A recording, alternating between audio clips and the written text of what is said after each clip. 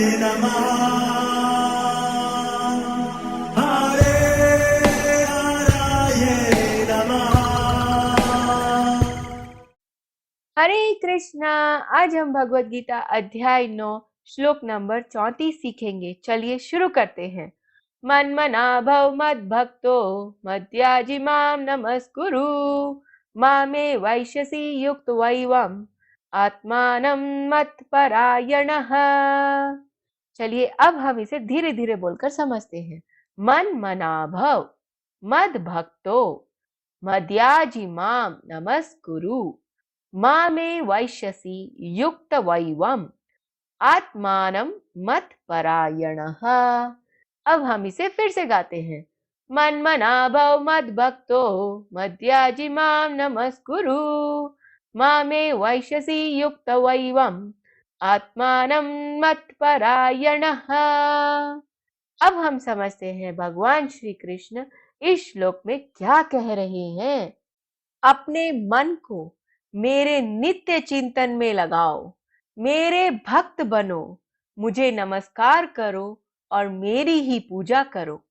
इस प्रकार मुझ में पूर्णतया तल्लीन होने पर तुम निश्चित रूप से मुझको प्राप्त होगे। हरे कृष्णा। चलिए अब हम महाप्रेम प्रभु से इस श्लोक के बारे में और अच्छे से समझते हैं। हरे कृष्णा जी। तो पिछले श्लोक में जब भगवान श्री कृष्ण ने बोला भजस्व माम, मेरा भजन करो, तो कैसे करना है भजन, तो इसका उत्तर देते हुए भगवान श्री कृष्ण इस श्लोक में बोलते हैं। यह श्लोक बहुत महत्वपूर्ण है। यहाँ पर भगवान श्री कृष्ण ने बोला मन मना भव, इस मन को मुझ में लगाओ।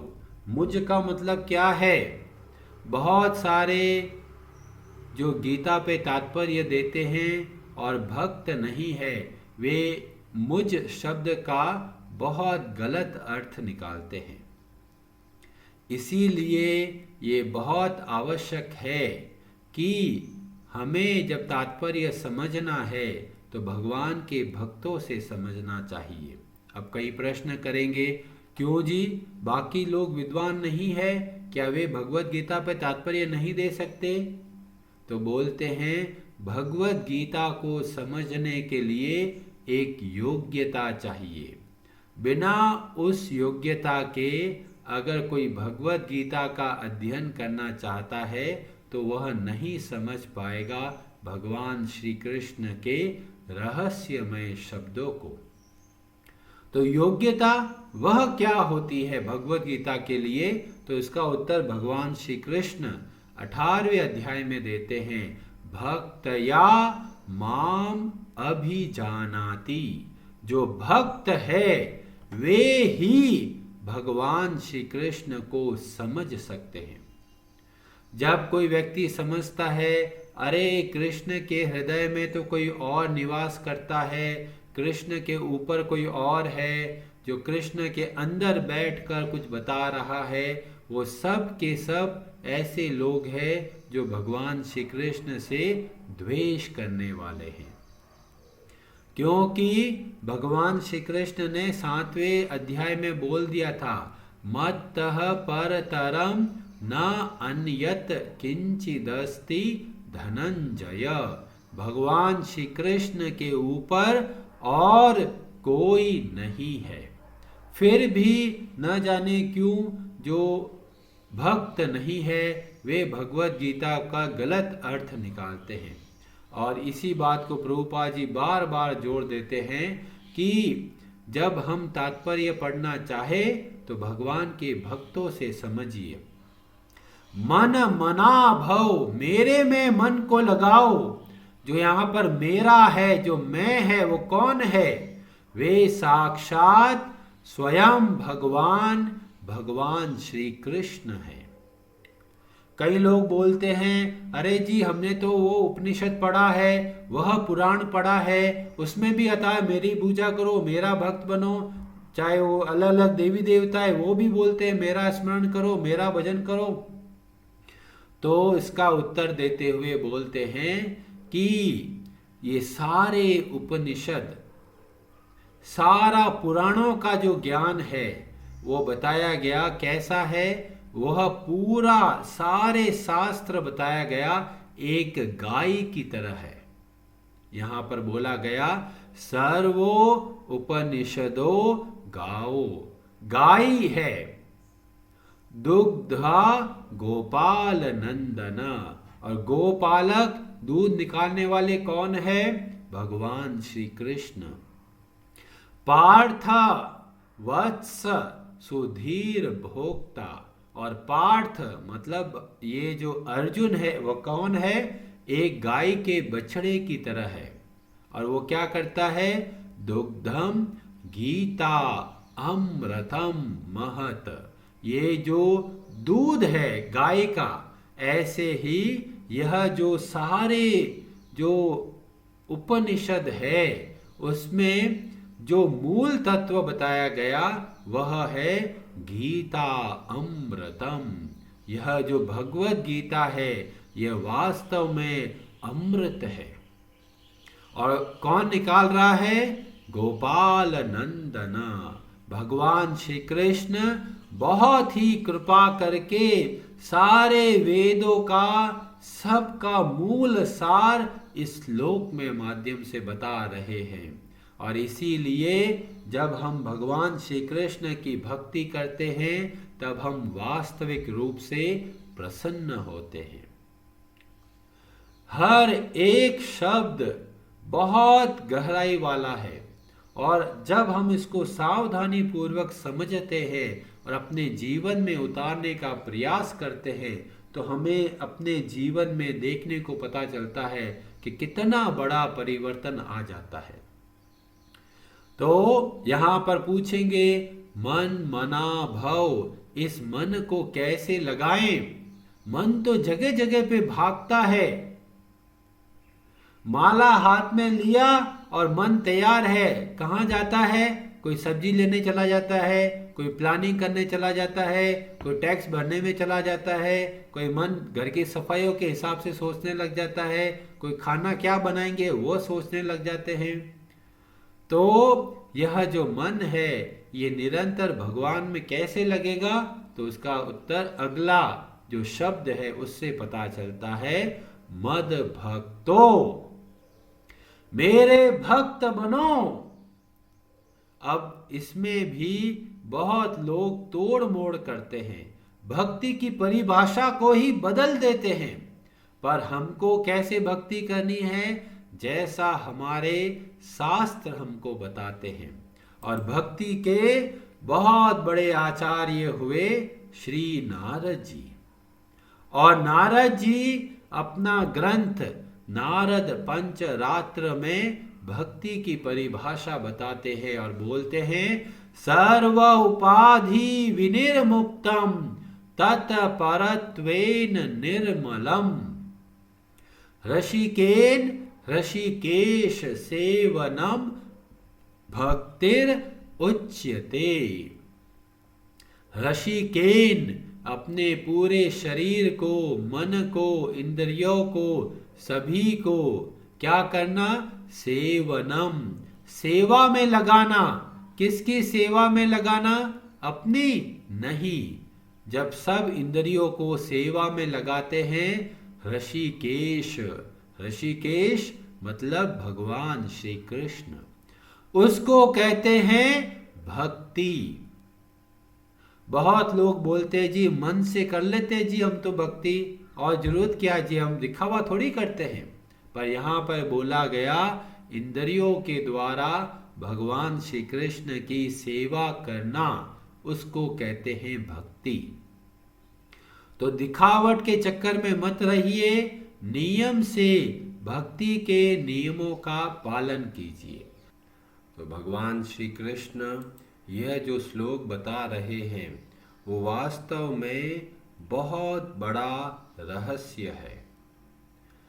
पूरी भगवत गीता में भगवान श्री कृष्ण ने केवल एक ऐसा श्लोक है जिसको 2 बार बोला है, और वह श्लोक यह है, भगवान श्री कृष्ण के पास शब्दों की कमी नहीं है, वो और भी श्लोक बता सकते थे, पर इस बात का जोर देने के लिए भगवान श्री कृष्ण ऐसा ही श्लोक 18वें अध्याय में बोलते हैं। 18वें अध्याय के 65वें श्लोक 65वें श्लोक में बोलते हैं, सेम पहली लाइन, मन मना भव मद भक्तो मद्याजी माम नमस्कुरु। अगली लाइन में मामे वैश्यसी सत्यम ते प्रति जाने प्रियोसी में। तो आप देखेंगे आदि लाइन पूरे की पूरी समान रूप से भगवान श्री कृष्ण बोलते हैं। पूरी भगवत गीता में भगवान श्री कृष्ण किसी बात को दोहराते हैं, रिपीट करते हैं, तो इससे पता चलता है कि वो कितनी महत्वपूर्ण बात है। और उस श्लोक से पहले एक बहुत बड़ा श्लोक हमें देखने को मिलता है 18वें अध्याय के 64वें 64 श्लोक में। वहां पर भगवान श्री कृष्ण स्पष्ट शब्दों में बोल रहे हैं कि अब ये जो श्लोक मैं बताने वाला हूं वो कैसा है। तो 64 नंबर श्लोक में बोला, सर्व गुह्यम तमम, ये संपूर्ण रहस्यों का सबसे बड़ा रहस्य है। गुह्यतमम मतलब सर्वश्रेष्ठ रहस्य, उसमें भी भगवान श्री कृष्ण बोलते हैं सर्व, मतलब पूरे वेदों का उपनिषदों में से सबसे गहनतम सबसे बड़ा रहस्य भगवान श्री कृष्ण बताने वाले हैं। और क्या बोलते हैं, शृणु में परमम वचः। भगवान श्री कृष्ण की वाणी वैसे भी बहुत अद्भुत है, पर यहां पर बोलते हैं सुनो, ध्यान से सुनो मेरे परम वचनों को। भगवान श्री कृष्ण इतना जोर दे के बोलते हैं। और क्यों बता रहे हैं, इष्टोसी में दृढ़म, तुम मुझको बहुत बहुत प्रिय हो, इसीलिए बता रहा हूं। कई लोग सोचते हैं अरे भगवान श्री कृष्ण तो बस अपनी भक्ति की बात करते हैं, पता नहीं उनको क्या लगता है कि बस मेरी पूजा करो मेरी पूजा करो। तो यहां पर बताते हैं कि वे ऐसा क्यों बोलते हैं। तो वहां पर बोला, ततो वक्ष्यामि ते हितम, मैं अपने लिए नहीं बोल रहा, मैं बोल रहा हूं तुम्हारी भलाई के लिए। और उसके बाद में बोलते हैं, मन मना भव मद भक्तो मद्याजी माम नमस्कुरु। तो यह श्लोक पूरी भगवत गीता का सार बहुत स्पष्ट शब्दों में हमें भगवान श्री कृष्ण के श्लोकों के माध्यम से पता चलता है। पर फिर भी जो भगवान श्री कृष्ण से द्वेष करते हैं वे श्लोक को पूरी तरह तोड़ मोड़ देते हैं। वो कहते हैं अरे यहाँ पर जो मेरा चिंतन है वो मेरा कौन है, कोई निर्विकार निराकार तत्व है। तो हमें ऐसे लोगों की बातों में नहीं आना है। जहां पर भी भगवत गीता में अहम मम मेरा ऐसे शब्दों का प्रयोग होता है तो इसका मतलब है भगवान श्री कृष्ण का साक्षात साकार रूप। क्यों? निराकार में मन कभी भी नहीं लग सकता। आपको बोला जाए हवा में मन को लगाओ, नहीं लगेगा। इसलिए जब यहाँ पर मन मना भव बोला मतलब अपने मन को भगवान श्री कृष्ण के साक्षात स्वरूप का स्मरण करना है। और मद भक्तो भगवान श्री कृष्ण का भक्त बनना है। कोई लोग बोलते हैं मैं उनका भक्त हूँ, कोई बोलता मैं इनका भक्त हूँ। यहाँ पर भगवान श्री कृष्ण के परम वचनों के अनुसार भगवान श्री कृष्ण हमको प्रेरणा देते हैं, उपदेश देते हैं कि मेरे भक्त बनो। ऐसा क्यों बोलते हैं? क्योंकि हम सब भगवान श्री कृष्ण के सनातन अंश हैं। जब बच्चा खो जाए तो वो वापस मां के पास जाएगा, तब ही वह प्रसन्न रह सकता है। उसके अलावा उसको कुछ भी दे दो, वह प्रसन्न नहीं होगा। ऐसे ही हम और भगवान श्री कृष्ण के बीच में बहुत अद्भुत संबंध है। ममई वांशो जीवलोके जीवभूतः सनातनः।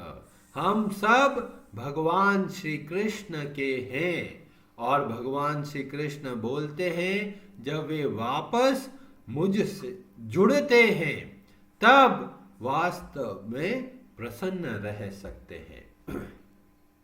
अब कल प्रश्न किया था भक्ति कैसे करें? भगवान श्री कृष्ण ने बोला मद भक्तो, मेरे भक्त बनो, मद्याजी, मेरी उपासना करो, मेरी पूजा करो, माम नमस्कुरु, मुझको प्रणाम करो। तो कैसे करना है? तो इसका उत्तर हमें मिलता है श्रीमद् भागवतम में। श्रीमद् भागवतम में हिरण्यकशिपु और प्रहलाद के बीच में वार्तालाप होता है। हिरण्यकशिपु पूछता है कि आपने मतलब हे पुत्र प्रहलाद, तुमने सर्वोत्तम कौन सा ज्ञान प्राप्त किया है गुरुकुल में अपने गुरु से?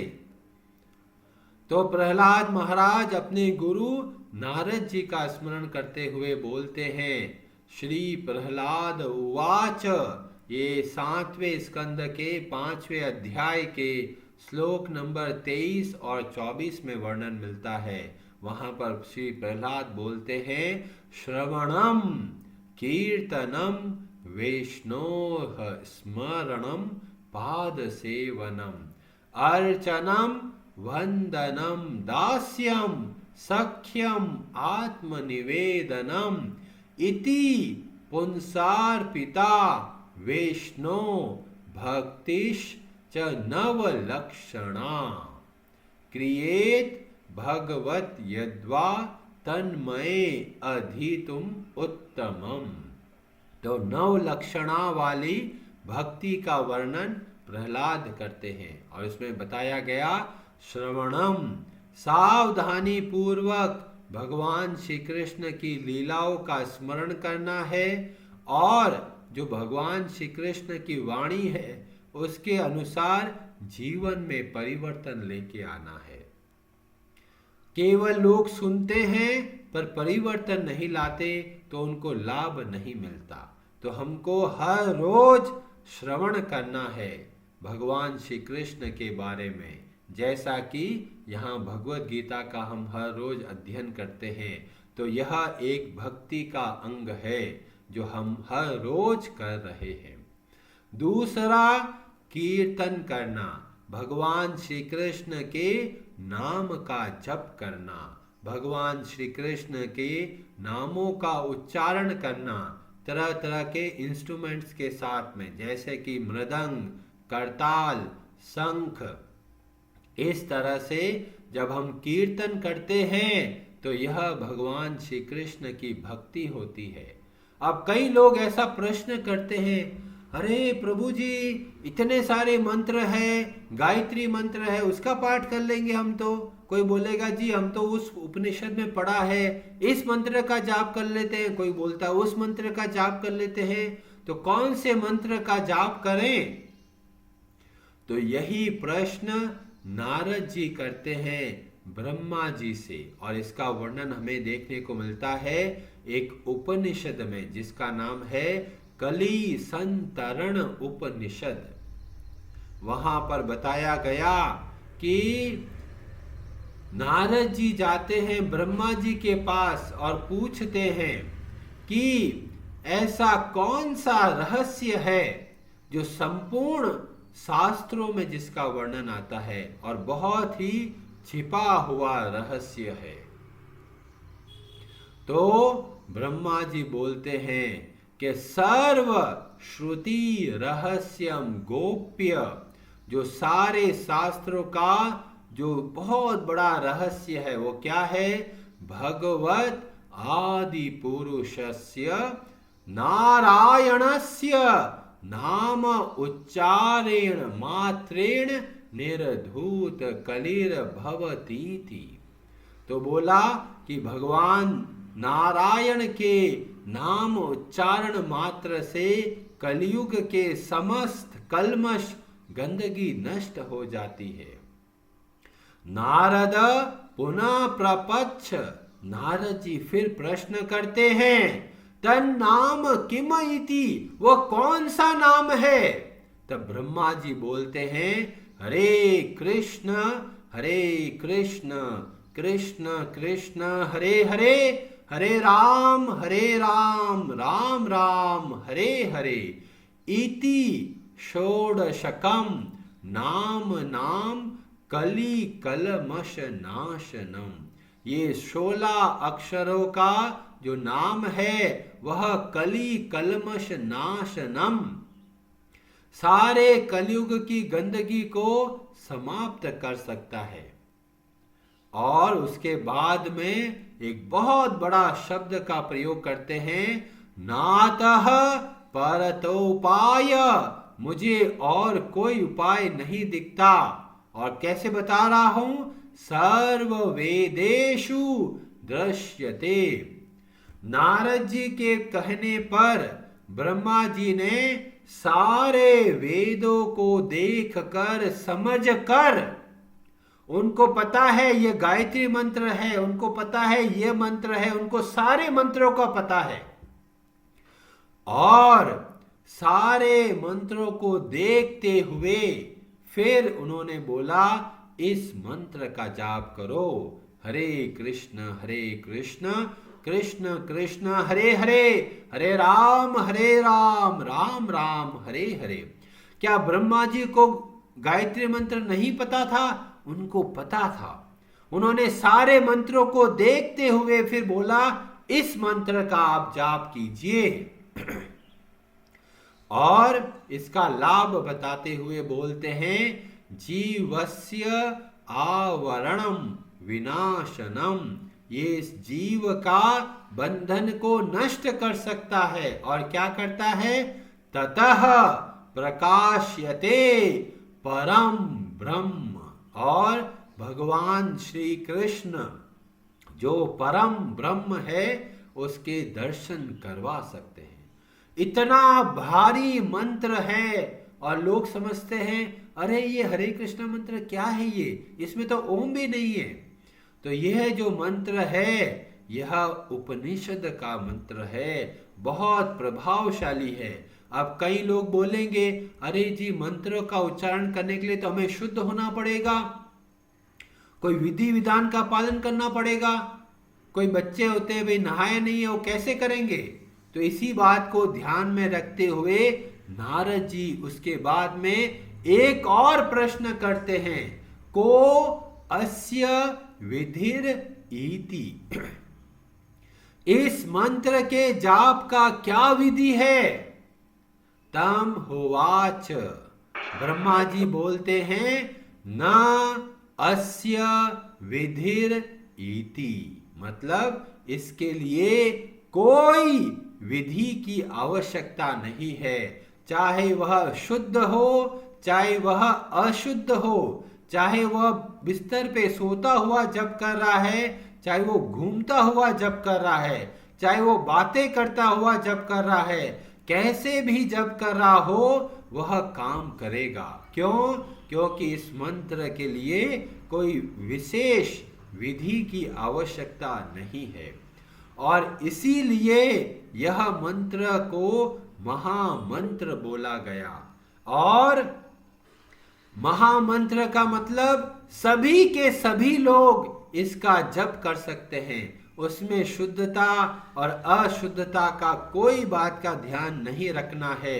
नहाते हुए आप जप कीजिए, घूमते हुए जप कीजिए, पर जब आप जप करें तो पूर्ण सावधानी से जप करें।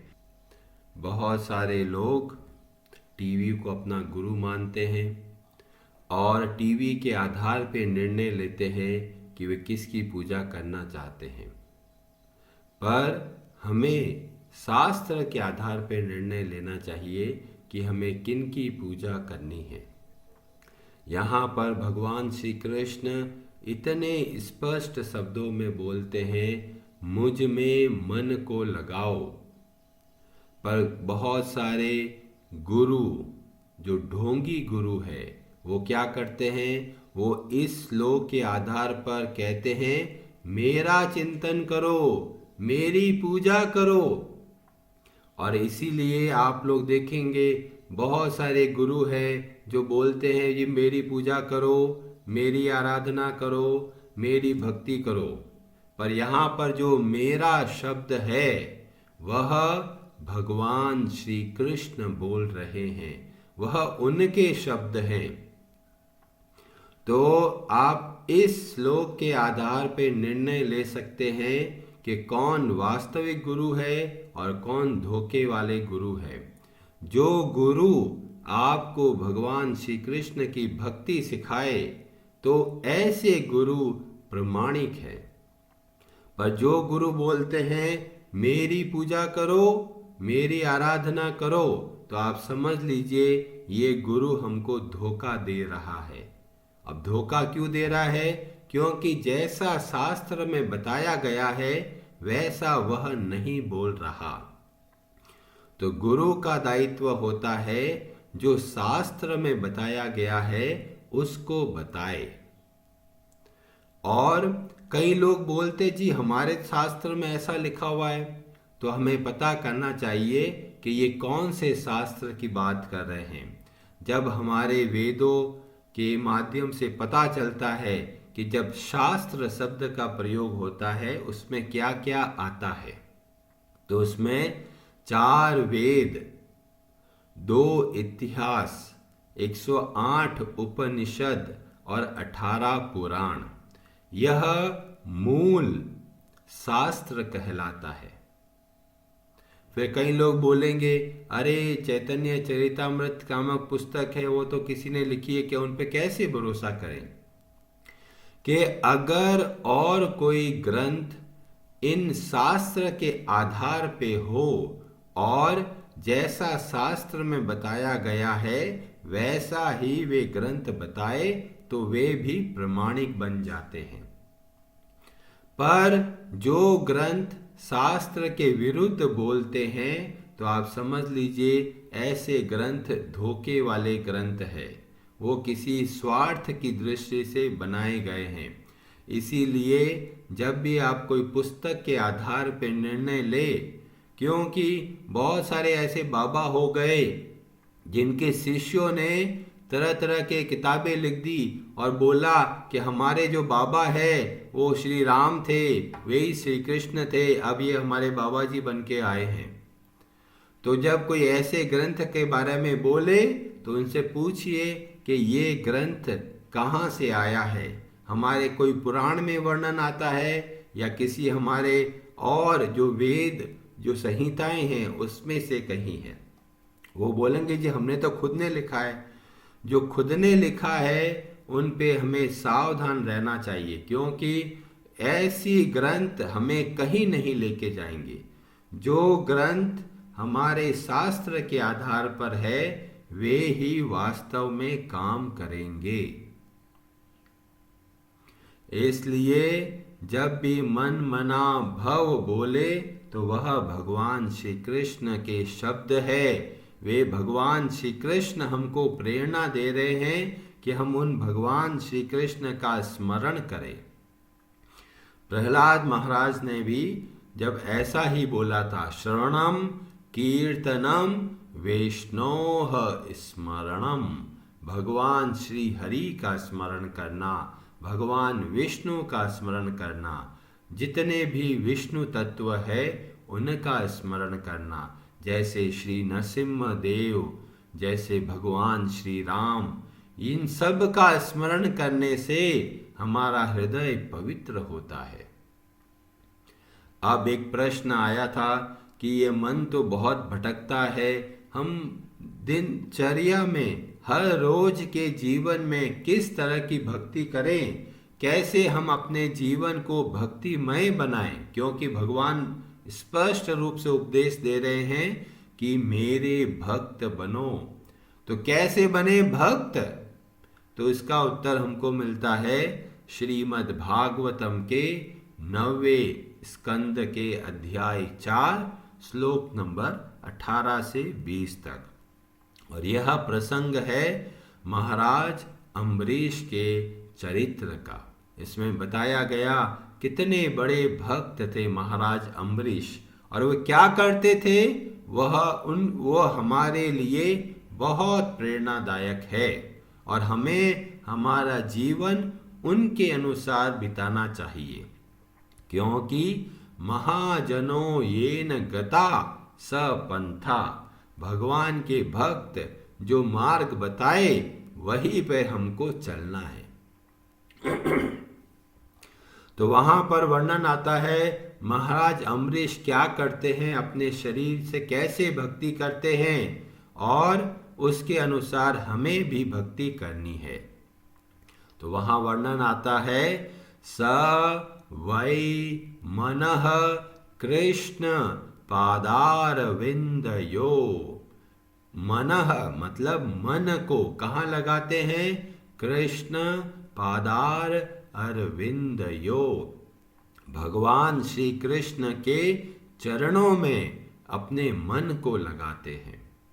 अब हमारे पास अभी ऐसी योग्यता नहीं है कि हम निरंतर भगवान श्री कृष्ण के चरणों का स्मरण कर पाए, तो उसकी आगे वर्णन आता है। एटलीस्ट कम से कम वह तो कर सकते हैं, और वो क्या है? वांचासी वैकुंठ गुणानुवर्णने, अपने शब्दों के द्वारा कैसे सेवा करते हैं भगवान की? भगवान का गुणगान करके।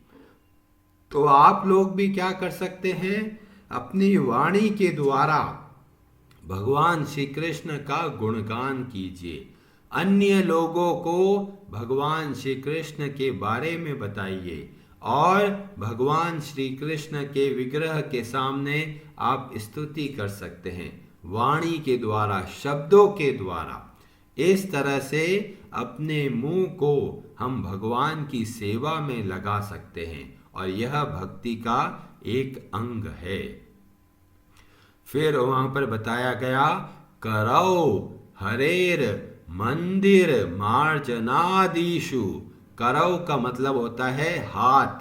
हाथों के द्वारा वो क्या करते हैं? हरेर मंदिर, भगवान श्री कृष्ण, भगवान श्री हरि के मंदिर क्या मार्जन करते हैं। मतलब जब मंदिर जाएं तो मंदिर की सफाई करें, झाड़ू लगाए, पोछा लगाए, वहां पर साफ सफाई का लिए सेवा करें। और इसीलिए इस्कॉन संस्था हमको प्रेरणा देती है, कम से कम हर एक सप्ताह में कम से कम एक बार आप भगवान श्री कृष्ण के मंदिर जाए, वहां पर अवश्य कुछ न कुछ सेवा करे, लोगों को प्रसाद वितरण करे, चप्पलों का ध्यान रखे, लोगों का मंदिर में जाके कोई सफाई करे, जहाँ कोई गंदगी हो गई तो वहाँ पोछा लगा दे।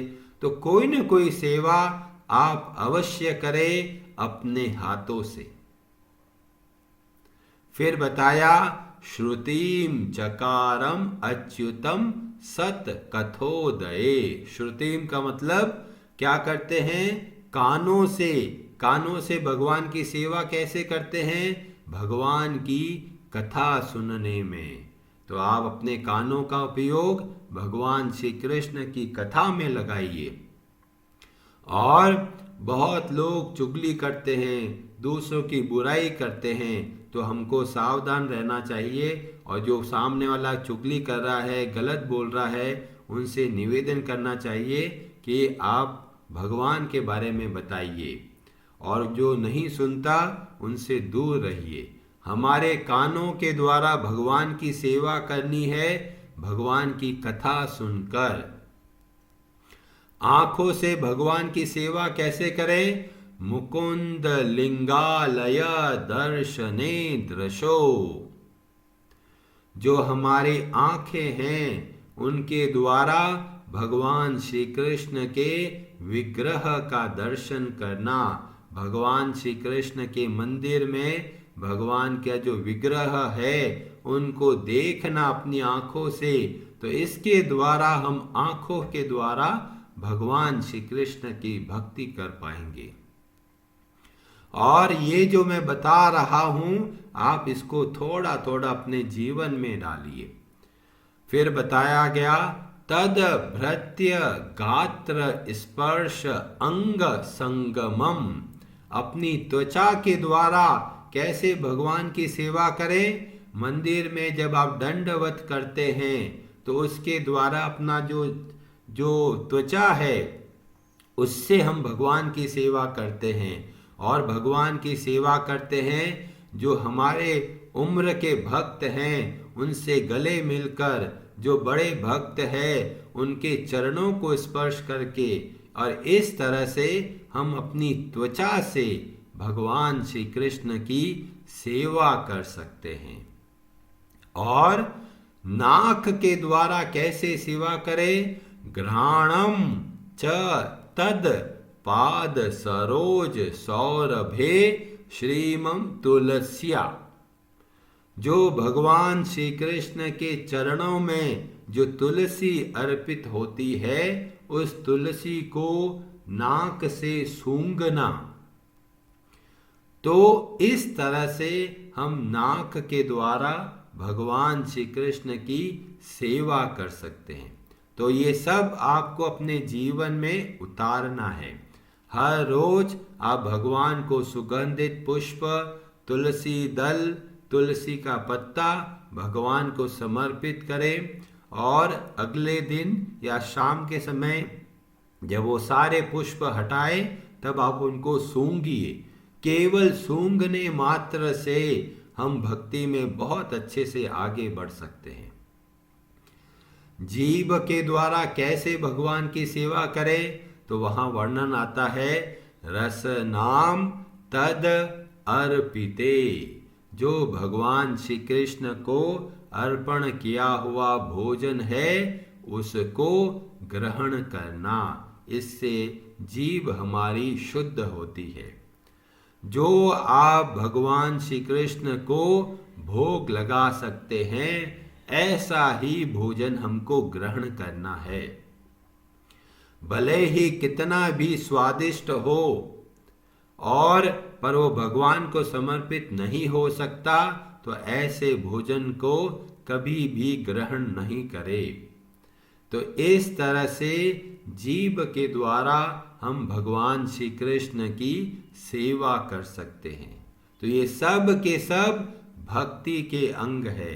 अब बोलते हैं पांव के द्वारा कैसे सेवा करें भगवान की, तो बोला पादौ हरेर्ह क्षेत्र पदानुस्मरणे, पांव के द्वारा हरि के क्षेत्र मतलब भगवान के धाम की यात्रा करना।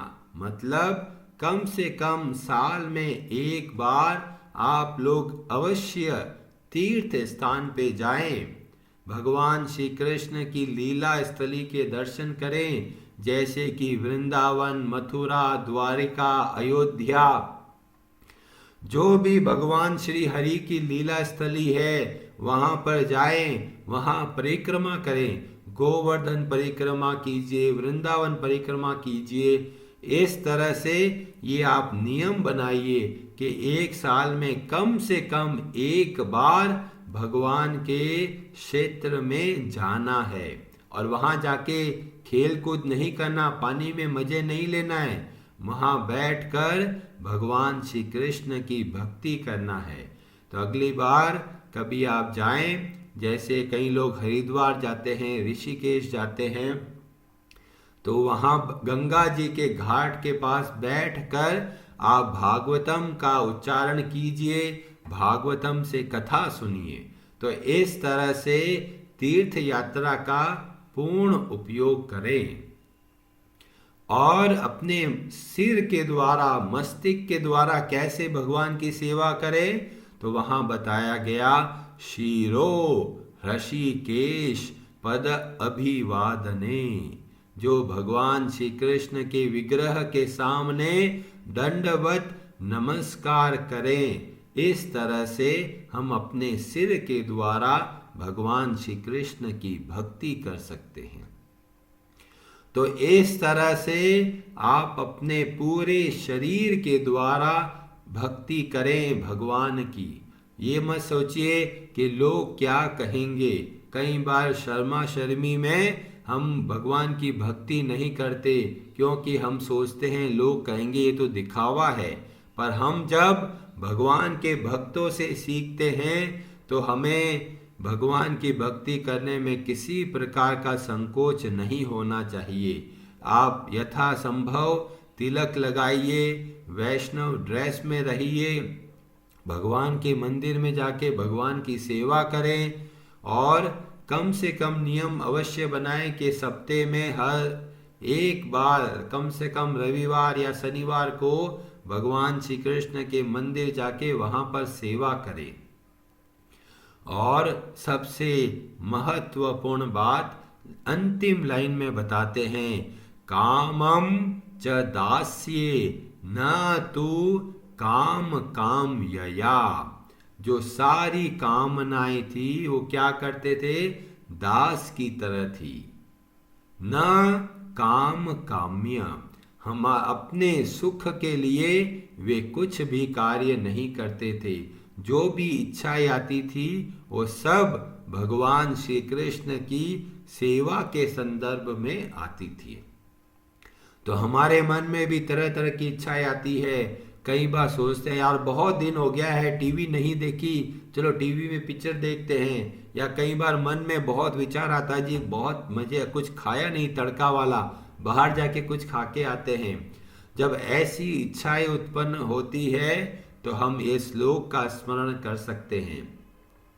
तो इस तरह से हमारी सारी इच्छाओं को भगवान श्री कृष्ण के सेवक की तरह करना है। और वहां पर बहुत महत्वपूर्ण अंतिम शब्दों में वर्णन आता है, यथो उत्तम श्लोक जन आश्रया रतिः। उत्तम श्लोक मतलब भगवान श्री कृष्ण, और उत्तम श्लोक जन का मतलब भगवान श्री कृष्ण के भक्त। और वहां पर बोला गया आश्रय मतलब भगवान श्री कृष्ण के भक्तों में जब आश्रय की रति उत्पन्न होती है तब हम और अच्छे से भक्ति में आगे बढ़ते हैं।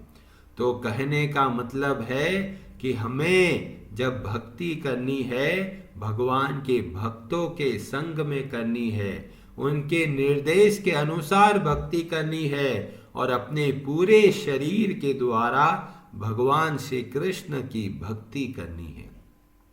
जब हम इस तरह से भक्ति करते हैं तो भगवान बोलते हैं युक्त वेवम आत्मानम, वो निरंतर मुझ में निवास करते हैं, क्योंकि वे सदैव हर समय मेरा ही स्मरण करते हैं। तो ये सब बातें आप अपने जीवन में अपनी अपनी क्षमता के अनुसार आचरण में लेके आ सकते हैं, जिसमें सबसे बहुत सरल है जब आप नहाओ, नहाते हुए भगवान श्री कृष्ण के नाम का जप कीजिए। हर रोज नहाकर एक गिलास में पानी रखिए, शुद्ध पानी पीने योग्य, उसमें तुलसी का पत्ता रखिए और हर रोज भगवान श्री कृष्ण को अर्पित कीजिए। अगले दिन वह जल सब का सब परिवार मिलके पी सकता है। अगर गंगा जल हो तो उस गिलास में गंगा जल भी डालकर और फिर भगवान को समर्पित करें। इतना सरल कार्य है और फिर भी लोग आलस करते हैं, पर आप सब लोग भक्ति से जुड़े हुए हैं, बहुत अच्छे से भक्ति कर रहे हैं और अच्छे से भक्ति में आगे बढ़ना चाहते हैं। और इसलिए ये सब बातें मैं आपको सिखा रहा हूँ, क्योंकि जब हम सत्संग करते हैं तो उसके बाद में भजन क्रिया करना बहुत आवश्यक है, नहीं तो सत्संग का लाभ नहीं मिलता। जब हम लोग कुछ कथा बताए जिसमें आपको लगा ये बहुत बढ़िया है, आप उसको अपने जीवन में उतारिए और उसके लिए प्रयास करें। हरे कृष्णा जी, आप सबका बहुत बहुत धन्यवाद। हरे हराये नमः।